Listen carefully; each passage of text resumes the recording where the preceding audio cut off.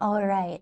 Hello, everyone. I know it's been a while, but let's talk about my recent experience at the meditation retreat and why I've been gone for so long. So, let's get into it now.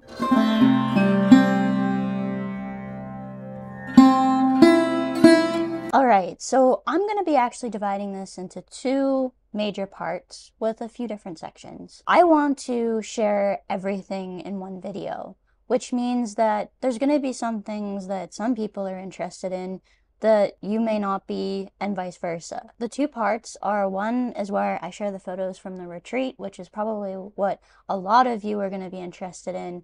And then the second part, I'm going to be taking a deep dive into my thoughts about retreat, what happened with retreat. And the reason why I'm doing it in this specific order is because the second part is probably going to be really difficult to watch for those of you who aren't actually interested in meditation itself. This is probably going to be a very long video. If you need to, come back, watch different sections. I'm going to have them tagged so that if there's something that specifically that you want to watch, feel free to jump around. But I do think if you're interested in what a meditation retreat is like, it's not just about the pretty photos and the scenery, but there's a lot of hard work that gets done as well during this process. And it's very, very difficult to talk about, actually.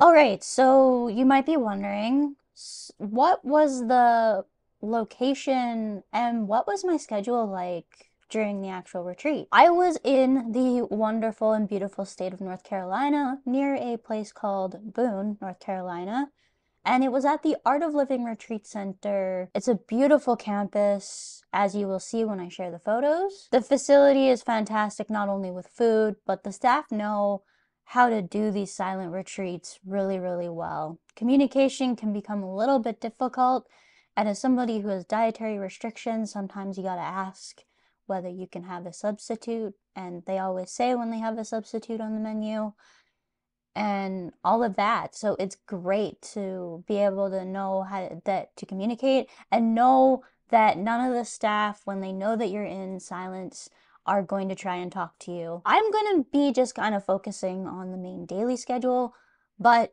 basically, besides the very first day for a few hours and then the last day for a few hours, we were in total silence. So this meant no talking.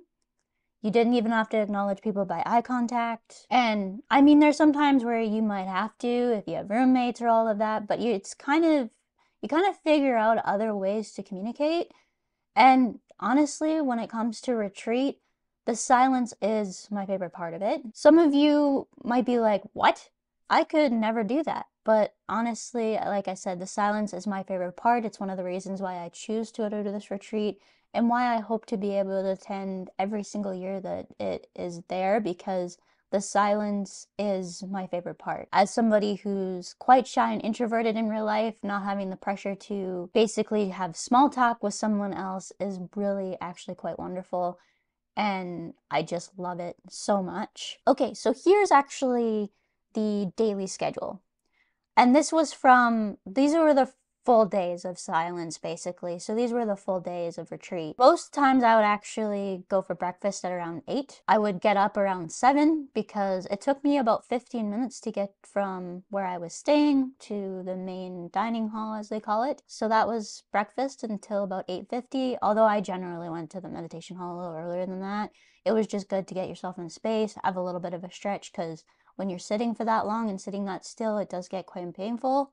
So from 9 until 9:40, we had a guided meditation and then had a little bit of a rest and then silent sitting from 9:50 until 10:20. A little bit of a break again, and then 10:30 to 11:20 was a talk from the person who was heading this, which was Dr. Angelo DeLullo. His channel is called Simply Always Awake on YouTube, and it's wonderful. If you guys are interested in this at all, you definitely need to look him up. After the talk, there was another silent sitting until lunch, and then from about 12 to 3, it was pretty much up to you. So you would have lunch, and because our groups were so big, actually, they split lunch into two different sections so that not everybody was coming up to the lines at once.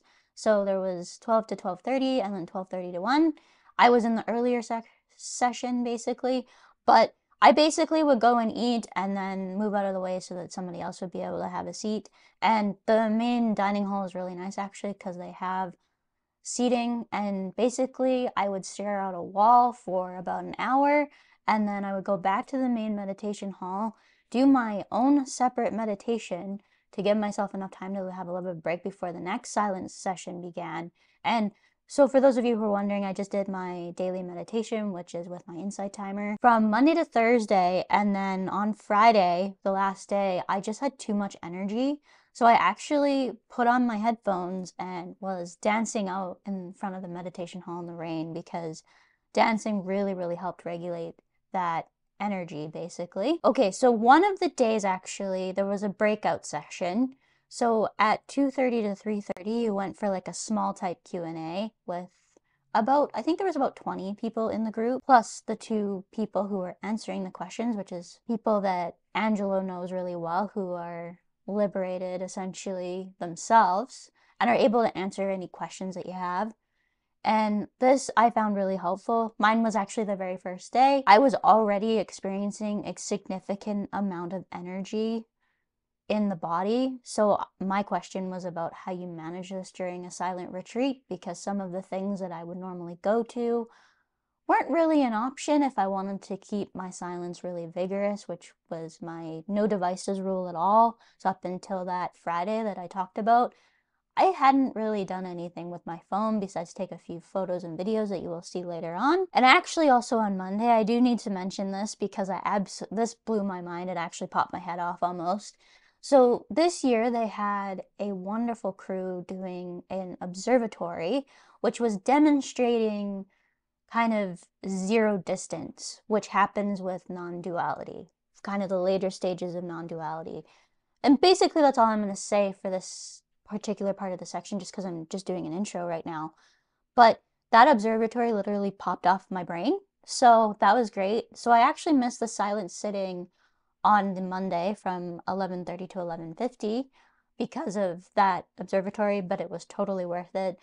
And I'm so thankful that I actually got to do that because there was quite a few people who didn't get to do it this year just because I think they could only have 6 or 7 per group, so they just ran out of time spots with the amount of people that were at the retreat. So after that afternoon silent sitting, there was quite a bit of actual sound because there was poetry reading. So if you wrote any poetry, had any poetry come to you, it's actually amazing how the brain will kind of process this in the form of poetry.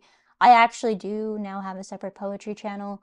I write a lot of poetry. I didn't actually get up though and share any poetry because I didn't want to break my silence. This poetry reading was absolutely wonderful. People came up with amazing things. Some of them were deep, others were absolutely hilarious. It was just a wonderful experience. And then from 4:30 to 6 there was a Q&A with Angelo. And so people would raise their hands or volunteer and they would go up on stage and ask questions. And it was wonderful to hear people's stories and how they're doing with their particular practice. After the Q&A, it was dinner and more free time. So that is supper in our part of the world. And so we'd go and eat, and then often I would stare at a wall again for about an hour.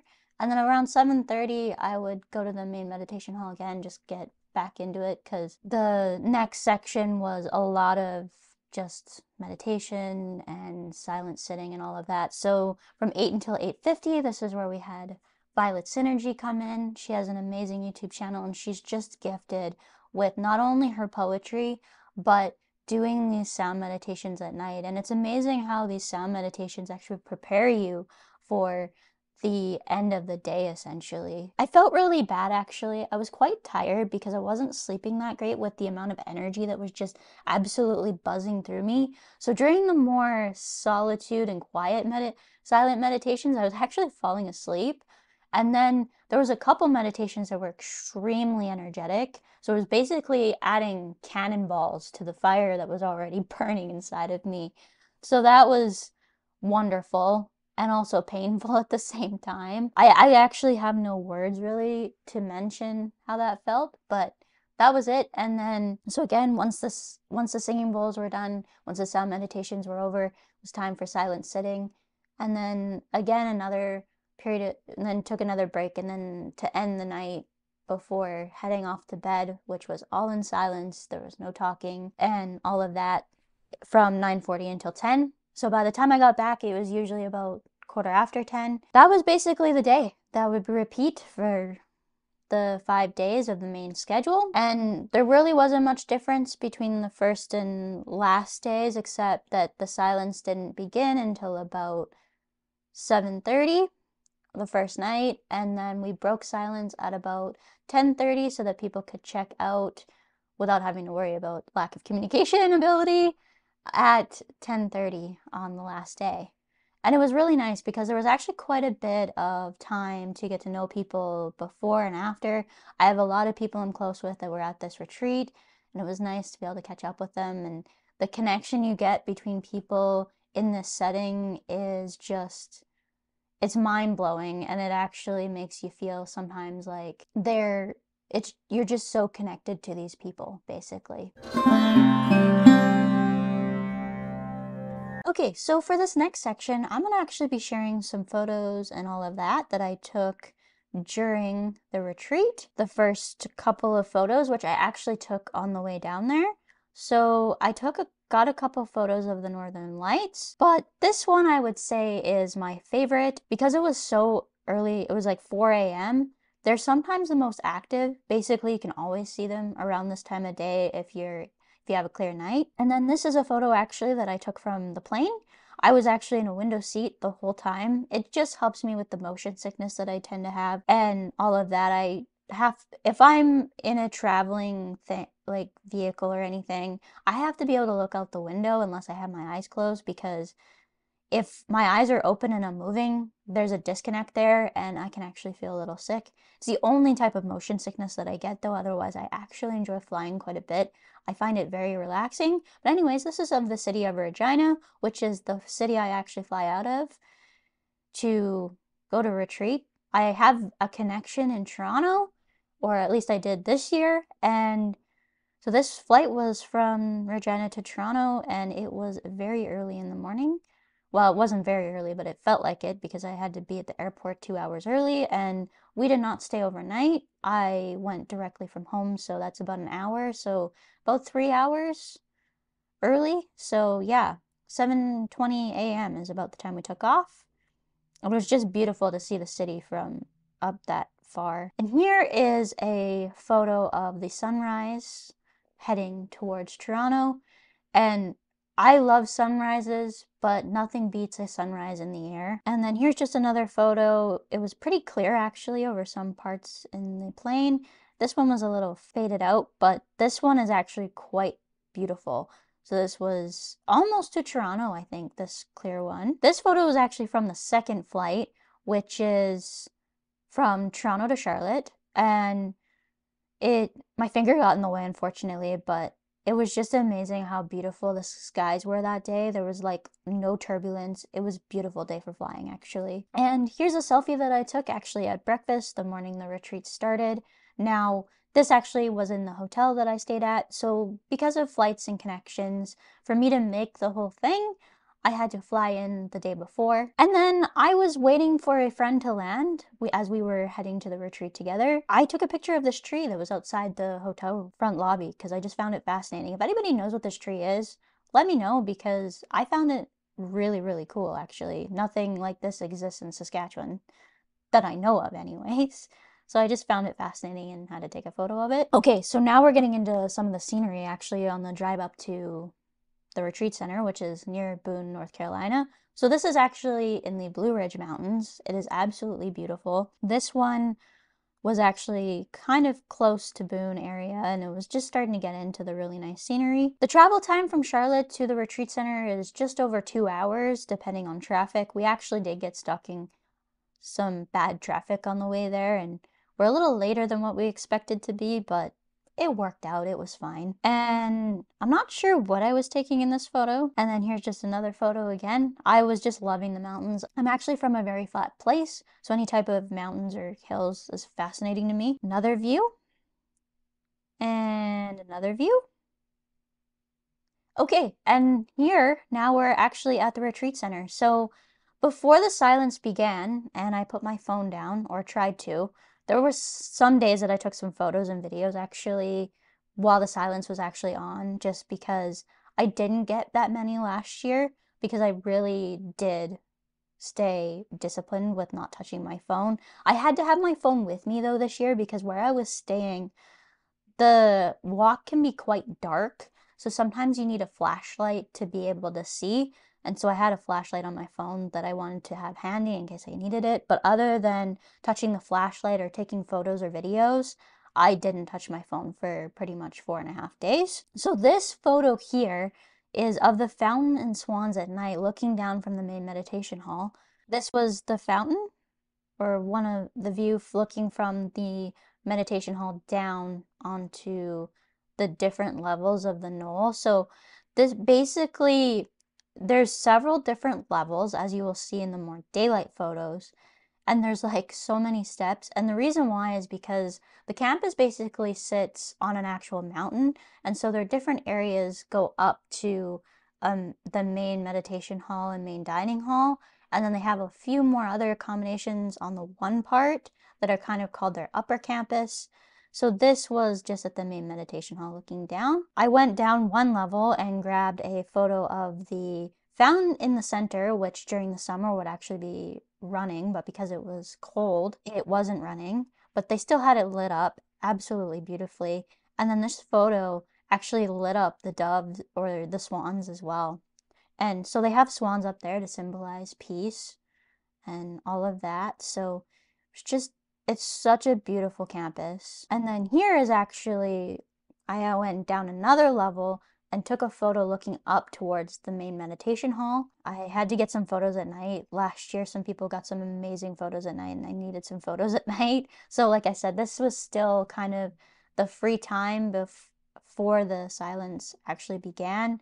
And this was actually before dinner as well. All right, so here is a video actually of the fountain changing colors.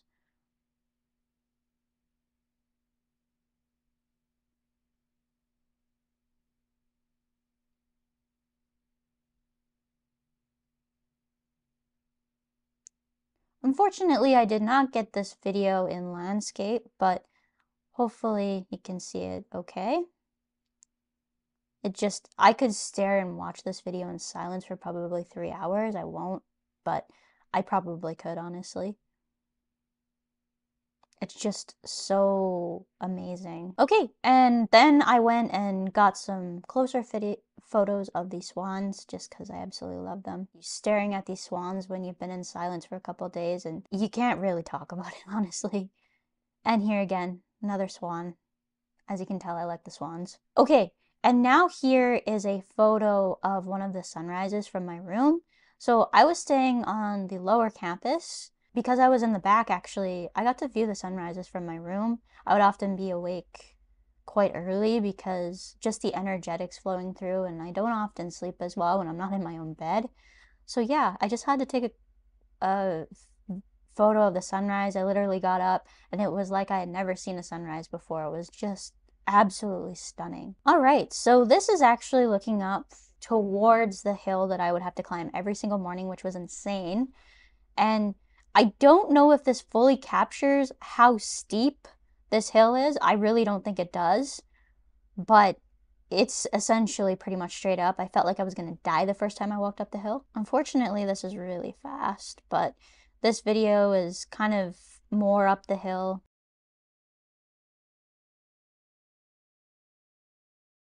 All right, and this is actually on the trail that I would use to kind of cut through the one section going up towards the main dining hall. This trail was pretty much just stairs and was probably one of the easier trails on campus, honestly. And it was just, I would only use this during the daylight because with the leaves, it was pretty slippery. And especially as the retreat went on, my eyesight was getting really strange. It still is. Like, it's still very, very flat. So depth perception is kind of funky. I almost needed a stick to determine how deep things were. So this is again just a photo on the trail, walking up in the morning towards the main dining hall for breakfast. And again, just trying to demonstrate just how much of an angle this thing goes up. It was absolutely exhausting to walk up, but you know, I didn't really mention this to anyone, but essentially, walking up this hill feels like a metaphor for my practice, essentially. So, just uphill climb and kind of in a bit of a struggle. So, it was nice to have a metaphor every morning to go, just keep going. This might be difficult, but it's worth every second. And it's not about how fast you make it to the top, but it's about making it to the top, basically. Might sound cliche, but that's just how it is. And again, here's another photo from the same trail. So this photo is actually at the top of where the trail is. So yes, I'm still heading upwards in this video. And it's still straight up. And I swear the angle is like this when you're walking up the hill past these apartments. So there's actually apartments that you can rent out while you're there. Here is a photo actually from the main dining hall. This says Wednesday at 1:24, so I would have taken this actually after lunch. And it was a beautiful day that day, perfectly clear. As you guys can see, you can see the blue tinge from the Blue Ridge Mountains, which is where this retreat center is located. And so you've got like just a beautiful view. And actually, if we zoom in here, if you see these brown buildings, this is actually where I was staying. So you can kind of get an idea of just how much of an elevation climb it was every morning. Here is a video basically taken at the same time, but taking as a panorama. I actually shared one of these videos last year in my retreat recap video, but I just had to do it again. It's amazing actually the weather that we had, because this retreat was actually pretty much almost exactly a month later than the last time. We did have a little bit of rain and a little bit of fog, but overall it was nothing compared to what it was last year, where it basically rained the entire time. I'm glad I had the winter layers and all of that I did though, because it was a lot. But it was chilly. And actually the first couple of days, I wanted to mention this to my peeps that are my friends, and basically saying, if you're from a warmer climate, I admire you those first couple of days. That wind chill was absolutely brutal. And that's coming from a girl who lives in a place where wind chills can easily reach the -40, -50 range. That wind was absolutely brutal though, those few days. And again, I actually have another sunrise photo here from my room. The clouds are just making the colors just absolutely vibrant on this day, and I actually took it so that I put my blind totally up so that there would be no obstruction in the view, and I could honestly sit and stare at these sunrise photos all day. So this photo is also from the main dining hall, but this photo was taken when it was cloudy in the lower part, so we're actually above the cloud elevation here. Just absolutely beautiful. And again, same thing, just above the clouds on a little bit more of a cloudy day. And actually, although it was cloudy this day, there was no wind, and it was actually pretty warm. I think it was about 8 or 9 degrees Celsius this day. And here's another panorama.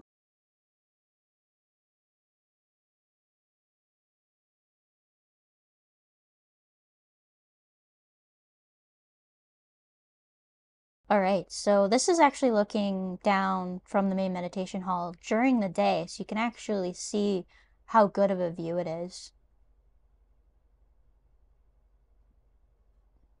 And here's the same photos that we were looking at pretty much from earlier that were at night, but this one's actually during the day. So looking down again. So you're looking from the main meditation hall onto these 4 smaller meditation halls.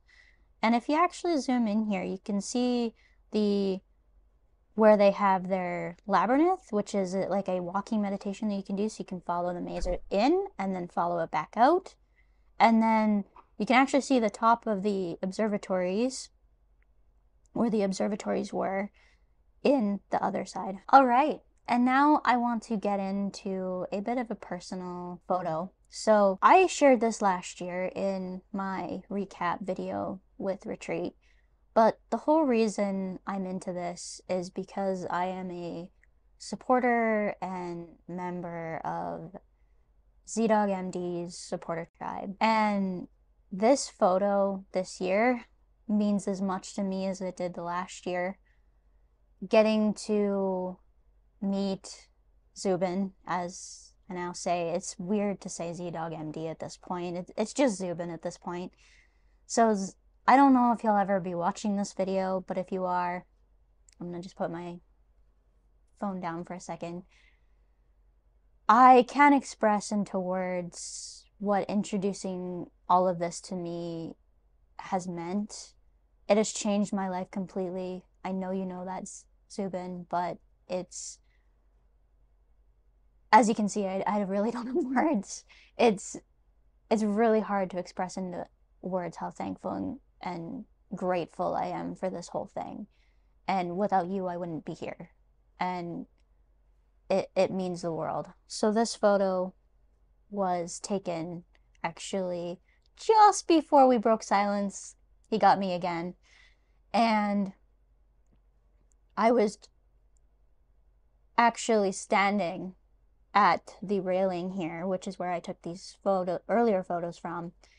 And I moved over because I noticed some people, and I'm just like, oh, maybe they want to stand. And all of a sudden I noticed Zubin walked up beside me, and just the energy there was incredible. And then when I went to go actually prepare for the main meditation, which is where I stretch and all of that for the last day, because there was a couple more rounds left at this point before we broke silence, I felt this tap on my shoulder again and noticed that Z was pulling out his phone to take a selfie. And we actually gave each other a hug. We weren't supposed to do that, but it just felt right in the moment. Your hugs are amazing, Z. I felt like I was reuniting with a long lost friend. I can't even, I'm trying to put this into words and I just can't. We have this amazing vibe as a supporter community and pretty much as family at this point. We're all family. All of you that I met during retreat, you know who you are.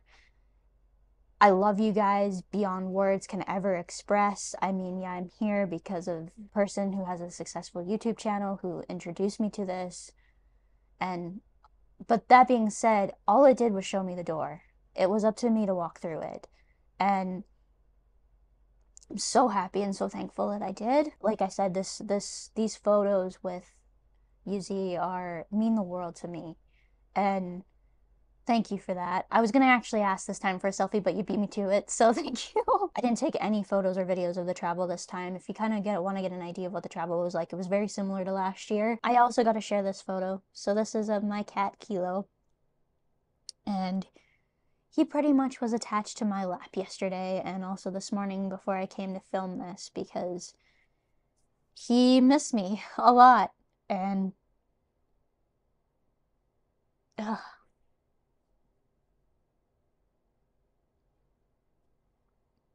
I missed him too. So that is pretty much the photo recap though. So at this point, I'm going to be transitioning into the second part of this video, which is where I'm going to be talking about the effects of retreat, what I've kind of gained, the knowledge, and any insights and all of that. If you guys have only wanted to see the videos and photos, this is where you can finish watching. But if you want to hear about my insights and how the retreat actually went, my thoughts on it, and kind of day by day how I was feeling, be sure to stick around for the second part. I just want to thank you all for joining me throughout this video. This meditation retreat has changed me a lot. And so I'm going to get into that in the next section.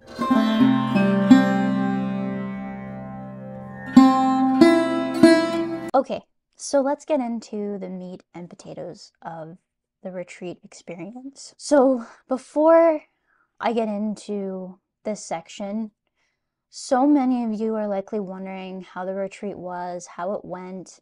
And before I get into this section, for those of you who are new to this, I do have to just give a disclaimer.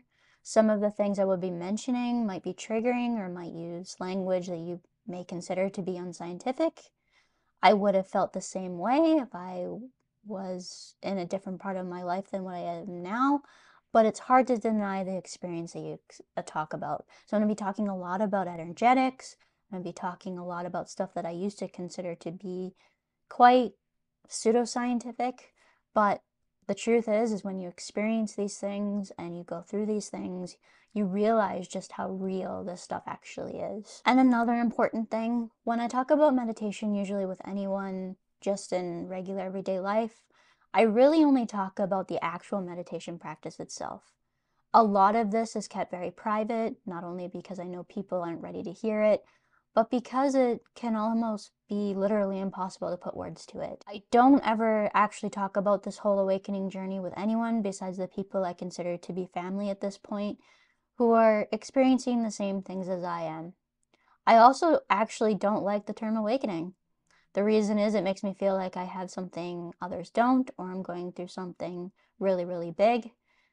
It is a big shift, but I prefer to say a shift in identity versus awakening. It's basically referring to the same thing, but to simplify, I will probably use the term awakening throughout the rest of the video. But when I refer to what I mean, it means this huge shift in how I perceive what we consider to be consensus reality, the world around us, essentially, which when I talk about this whole thing, we are exploring a concept called non-duality. It's really, really hard to explain to people who aren't on this path, but essentially it's our language is very dual. You have a subject and an object, essentially subject doing certain things, and then with non-duality, the reason why it's very hard to put this into words is because language itself is dual. It's meant to have a subject and object, and in non-duality, that doesn't exist. So you might be wondering, how was the retreat? How would I summarize this into words? So this particular retreat was both the hardest week of my entire life and yet the most beautiful at the same time. The energy was extremely intense. In fact, when people asked me about it after a retreat, the only word that really came to mind was intense. Energetically intense would be the term I would use. I had a few emotional periods of time, like what often does happen during meditation practice, which people don't really talk about all that much, but it was mainly just that energy. So there were some periods of emotional release, but it was mainly just feeling like I was buzzing constantly, basically. People think meditation means a still mind and peace and bliss all of the time. It can at times, and it definitely calms the mind down, but this deeper stuff can lead to a ton of discomfort as well. It is actually extremely painful to sit completely still in a certain position without moving for several hours.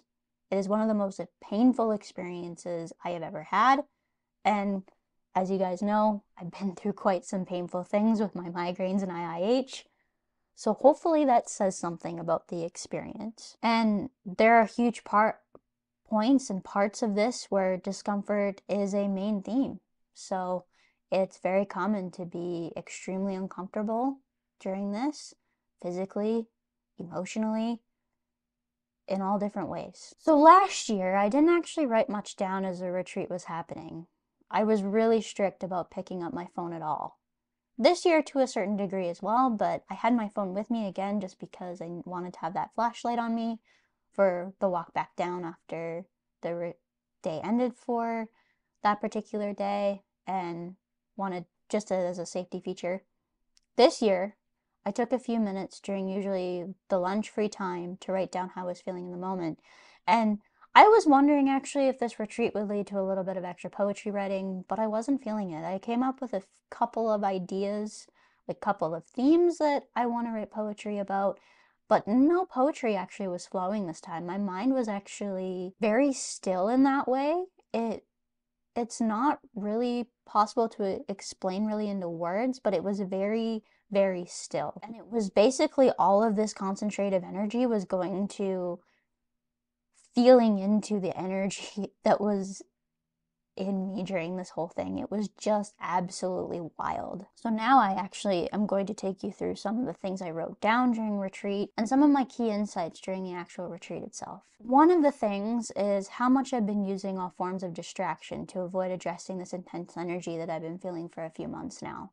This intense energy actually started a couple of months ago. It comes in waves, and I really feel like there wasn't really much separation in this retreat from actual like daily practice. It was just that the retreat accelerated the work I was already doing. Essentially, I just have to let it flow and let be seen and acknowledge what's there. Feel into the present moment, feel all the sensations that are coming up, and not avoid it with watching videos because it's painful or scrolling on my phone or playing a game because of it. So that was a key insight. This happened pretty early on. It doesn't really matter when these insights happen. It just, they come up and they're gone. Another thing that I absolutely loved about this retreat was the periods of free time and the unstructured part of the retreat. So there was quite a bit that was structured actually, but there was also a lot of it that was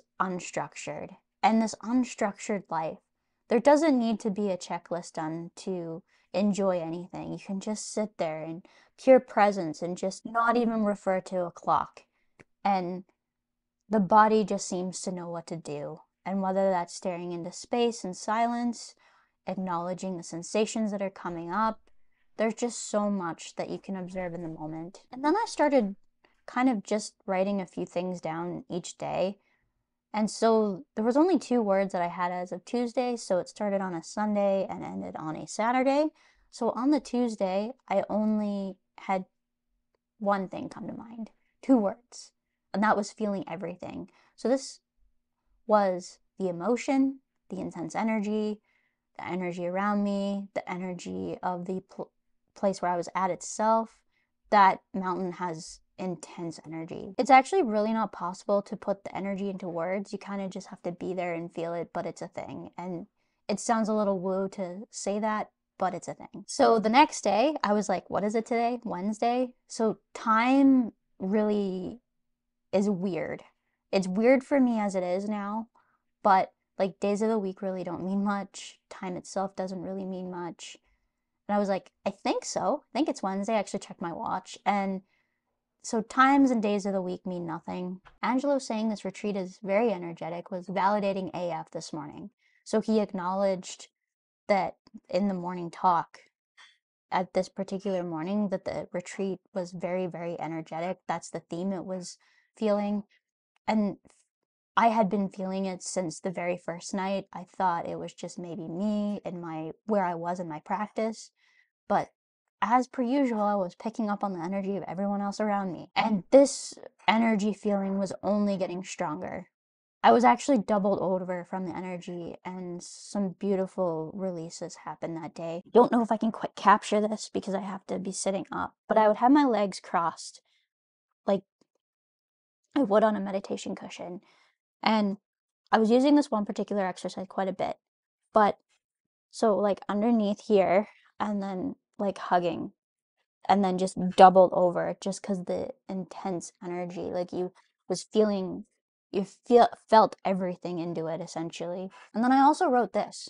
What's really fascinating is how a similar retreat schedule can have such different things come up. So this retreat schedule, minus a day, is pretty much the exact same as it was last year, minus these smaller breakout group session Q&As and then the observatory. That's were the only things that were different compared to last year. So I thought it was fascinating how you could have a very similar schedule, very similar type of intention, and have a completely different experience because of how the energetics of retreat work. What's also fascinating was how this energy was feeling. So it was like you could actually feel the cells vibrating all at once. And I still actually have this energy. It's wild. I actually woke up this morning at 4 o'clock in the morning and actually had to go and lie down on the ground because one of the ways you can release energy is actually grounding yourself. One of the things that I find funny actually is scientific people are like, oh, that's so woo-woo, but it helps. Lying on the ground helps.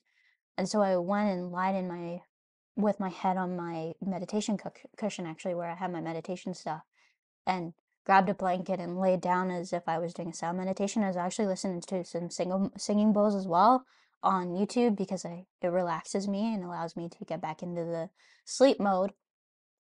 And so I laid there for probably 20 to 30 minutes this morning, just feeling that energy, and I went back to sleep and had a wonderful rest of my sleep before my alarm went off at 7:30 because I'm trying to get back into my routine again. It's really, really important that I don't break my routine for too long.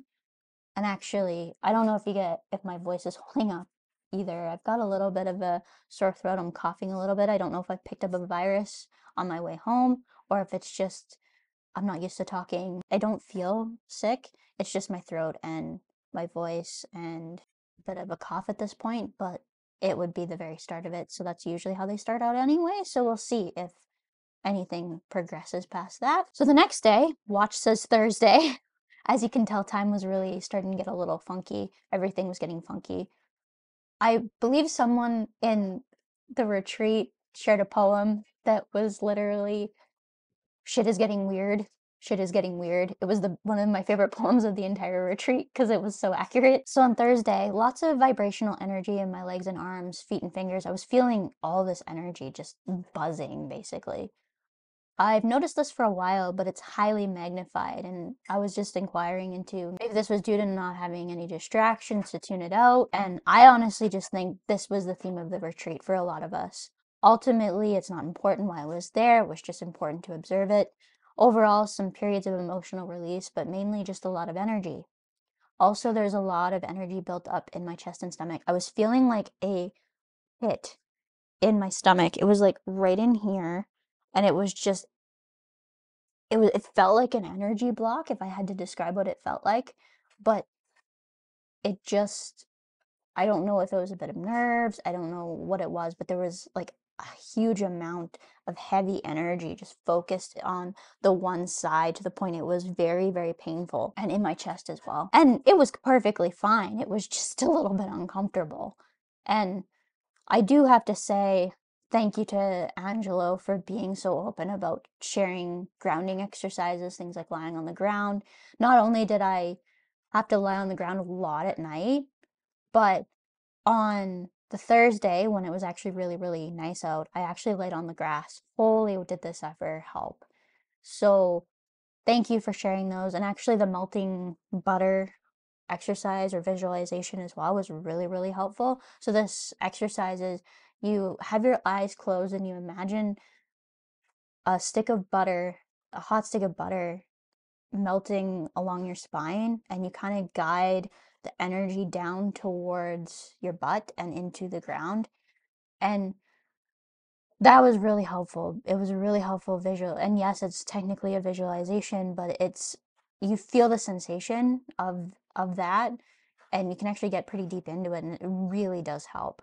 Another thing I was doing was slowly walking on the ground, making sure I was feeling my whole foot touch the floor, and that was really helpful. And lying, like I said, lying on the ground. There was a lot of different things that I did, and there was some periods of whimpering. I would say I felt like a sad puppy at one point during this whole thing just because there was a lot of energy being released and a lot of energy coming up, and sometimes the only way to manage that is with vocalization. So technically not silent, but it's a part of the whole synergy of the retreat, so it is allowed during those cases. And it felt right a lot during some of those more energetic sound meditations that Violet was chucking cannonballs at us with. So that was great too. And so I just want to say thank you for those grounding exercises. I'm sure those are going to come in handy for the rest of whatever this is. So it's nice to have that particular tool in your tool belt for when the energy gets really intense, which is to happen. So that was essentially my thoughts. Now, I was going to actually write one for Friday, the last full day of retreat as well, and then Angelo challenged us to not really think about too much that day. So I don't really honestly remember what was going on Friday. I was pretty out of it, so pretty blissed out, honestly. I think the last couple of days, so the last full day and last second half, I was just completely blown out.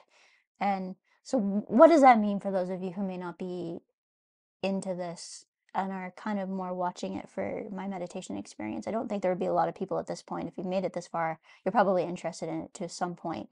But this was like completely blown out essentially. So that was basically my insights in the retreat. And so I'm still feeling a lot of effects from the retreat even now. Vision is a little wonky, a little bit more flat. So you don't, because there's zero distance with non-duality, you have a change in your depth perception. And then waking up this morning again, just 4 a.m., just vibrating. Like it's just this energy. And I actually crawled onto the floor and was laying on my back for probably 20 to 30 minutes. I mentioned this earlier in the video. I also just feel completely blown out and absolutely exhausted. A lot of the exhaustion still is just from the travel day that I had. So coming back home, I left, got up actually at 5 o'clock Eastern time, 5 a.m., and didn't get home until about 2 a.m. Eastern time. About, no, was it 2 a.m.? Maybe 1, no, it was 2 a.m. Eastern time, about 1 o'clock my time by the time I got to bed. So I was very tired, and I still am. But the sleep actually has been a little bit better over the last couple of nights, and the sleep this morning helped. I'm feeling a little bit more alive after actually showering this morning and sharing all of this content that I have so far. So that was the retreat experience. It was an amazing time with an amazing group of people, and I'm so grateful and thankful to have had this experience. This retreat was insane. It's hard to put into words what this was like. I hope I've done a little bit of justice to it, but honestly, it feels like I haven't, and I can't express how just incredible this whole experience was. So, if you've made it this far, please do consider subscribing, hit the notification bell, like this video. It helps.